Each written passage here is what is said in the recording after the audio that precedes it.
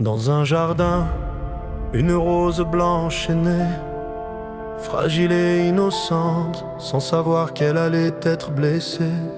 On lui a pris ses pétales, on a brisé sa tige, mais au fond de son cœur, quelque chose refusait de mourir. Beaucoup sont passés près d'elle sans jamais la voir. Certains ont respiré son parfum avant de repartir dans le noir. D'autres ont voulu l'accueillir sans comprendre ses douleurs. Ils se sont blessés à ses épines puis l'ont accusé d'avoir peur. Certains ont arraché ses pétales un par un, d'autres l'ont arrosé d'amour pour lui montrer un autre chemin. Mais une main est venue couper sa tige et ses derniers pétales sont tombés comme la fin d'un livre. Et non, elle n'est pas morte, son cœur battait encore derrière cette porte. Il pensait avoir détruit sa lumière, mais une rose renaît toujours de ses blessures. Elle était blanche, fragile et innocente, elle est devenue rouge, libre et brûlante. Ils ont cru que ses pétales étaient sa fin, mais c'était le début d'un nouveau chemin.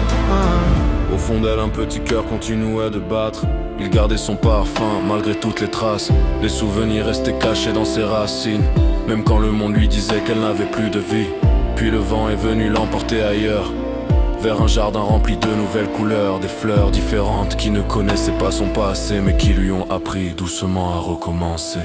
On ne lui rendit jamais ses anciens pétales, on l'aida seulement à devenir plus fort que le mal. On lui demanda pas de redevenir celle d'avant, on lui laissa enfin le droit d'être elle-même maintenant.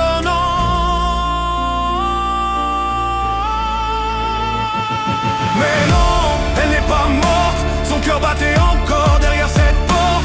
Il pensait avoir détruit sa lumière, mais une rose renaît toujours de ses blessures. Elle était blanche, fragile et innocente, elle est devenue rouge, libre et brûlante. Ils ont cru que ses pétales étaient sa fin, mais c'était le début d'un nouveau chemin. Ses racines ont retrouvé la force de tenir, un nouveau soleil l'a regardé refleurir. Son cœur s'est remis à battre plus fort qu'avant, et ses épines ont grandi avec le temps. Elle a compris qu'elle n'était pas un défaut, mais des frontières pour protéger ce qu'elle a de plus beau. Elle ne demande plus à quelqu'un de venir la sauver, elle connaît maintenant la valeur de sa liberté. Si quelqu'un revient dans l'ancien jardin, cherchant la petite rose blanche qu'il tenait entre ses mains, il ne trouvera qu'une tige vide et des souvenirs, car la rose rouge a choisi un autre avenir. Mais non, elle n'est pas morte, son cœur battait encore derrière cette porte. Il pensait avoir détruit sa lumière, mais une rose renaît toujours de ses blessures. Elle était blanche, fragile et innocente, elle est devenue rouge, libre et brûlante. Ils ont cru que ses pétales étaient sa fin, mais c'était le début d'un nouveau chemin.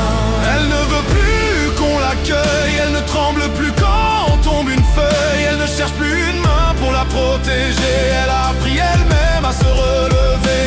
Elle s'arrose de ses propres larmes, elle transforme ses blessures en armes. Et désormais, quoi qu'il arrive demain, elle choisira toujours son propre chemin.